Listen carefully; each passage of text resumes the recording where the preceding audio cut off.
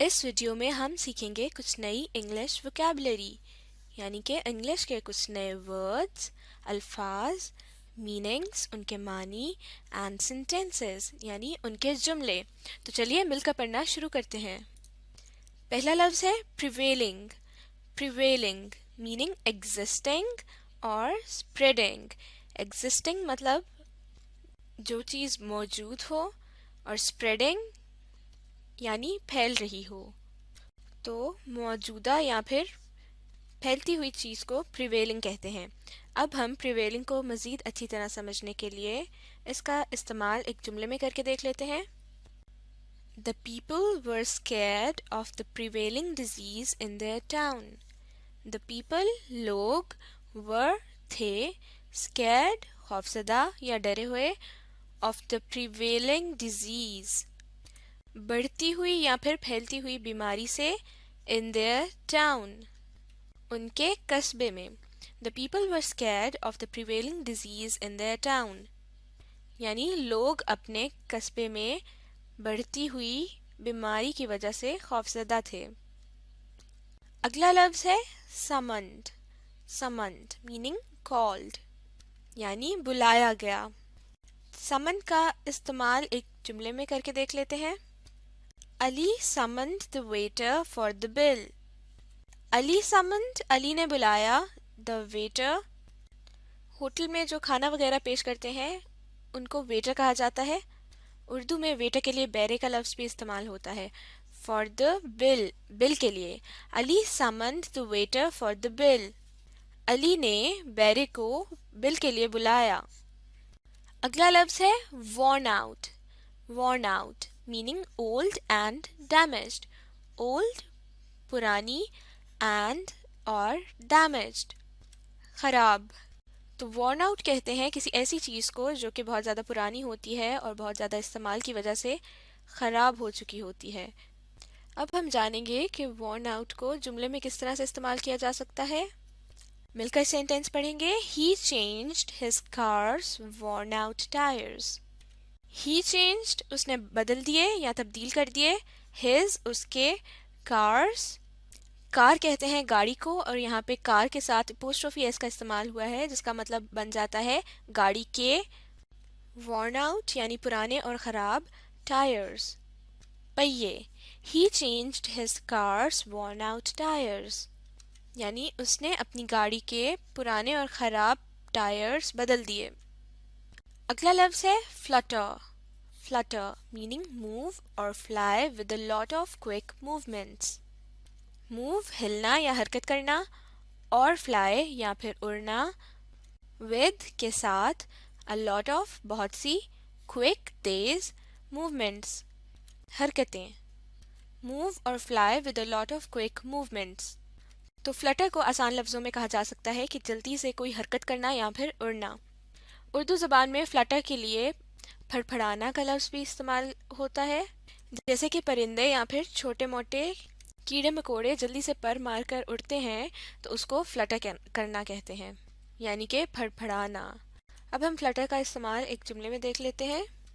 Some of the flags were fluttering in the wind. Some कुछ flags झंडे were थे fluttering लहरा रहे in the wind हवा में। Some of the flags were fluttering in the wind fluttering के लिए उर्दू में लहराना का लफ्ज़ भी इस्तेमाल किया जाता है। तो इस जुमले का मतलब हुआ कि कुछ झंडे हवा में लहरा रहे थे। अगला लफ्ज़ है इम्पेयर। इम्पेयर मीनिंग वीकन और डैमेज समथिंग। वीकन कमज़ोर करना और डैमेज्ड या फिर ख़राब करना समथिंग कोई चीज़। वीकन और डैमेज समथिंग। तो इम्पेयर का मतलब हुआ कि किसी चीज़ को कमज़ोर या फिर ख़राब करना। सेंटेंस देख लेते हैं। His hearing was impaired by an accident. His उसकी hearing कहते हैं सुनने की ताकत या कुव्वत को। was थी impaired ख़राब by an accident यानी हादसे से। His hearing was impaired by an accident यानी हादसे की वजह से उसकी कुव्वत समात या फिर सुनने की ताकत खराब हो गई थी। अगला लफ्ज़ है sighted। sighted, इसमें जी साइलेंट होता है तो इसको हम sighted पढ़ेंगे, मीनिंग seen और visible, यानी देखा गया या फिर नज़र आया। अब हम sighted का इस्तेमाल एक सेंटेंस में करके देख लेते हैं। Everyone prayed when the Ramadan moon was sighted. Everyone, हर कोई, prayed, दुआ की, when, जब, the Ramadan moon, यानी रमज़ान का चांद, was, था, sighted, देखा गया। Everyone prayed when the Ramadan moon was sighted, यानी जब रमज़ान का चांद देखा गया तो सबने दुआ की। अगला लफ्ज़ है heap। heap, meaning an untidy collection of objects। untidy का मतलब होता है बेतरतीब। collection, मजमुआ, यानी जब बहुत सारी चीज़ें इकट्ठी पड़ी होती हैं तो उसको collection कहा जाता है। of objects, चीज़ों की। an untidy collection of objects, यानी जब बहुत सारी चीज़ें एक बेतरतीब अंदाज में पड़ी होती हैं तो उनको हीप कहा जाता है। हीप के लिए उर्दू में ढेर का लफ्ज़ भी इस्तेमाल किया जा सकता है। सेंटेंस देखेंगे। Her clothes are lying in a heap on the floor. Her, उसके, clothes, कपड़े, are, हैं, lying, पड़े हुए, in a heap, यानी ढेर में, on the floor, फर्श पर। Her clothes are lying in a heap on the floor. तो इस जुमले का मतलब है कि उसके कपड़ों का ढेर ज़मीन पर बिखरा पड़ा है। अगला लफ्ज़ है heed। heed, meaning pay attention to। तो heed का मतलब होता है किसी चीज़ पर तवज्जो देना या फिर गौर करना। अब हम जानेंगे कि heed को जुमले में किस तरह से इस्तेमाल किया जा सकता है। He didn't pay heed to my advice. He didn't pay यानी उसने नहीं दी, heed, तवज्जो या गौर, to my advice, मेरी नसीहत को। He didn't pay heed to my advice, यानी उसने मेरी नसीहत पर गौर नहीं किया या फिर तवज्जो नहीं दी। अगला वर्ड है persevere। persevere, meaning to keep on trying।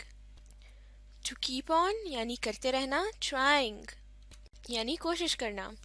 तो persevere का मतलब हुआ कि कोशिश करते रहना। जुमले में इस्तेमाल देखेंगे।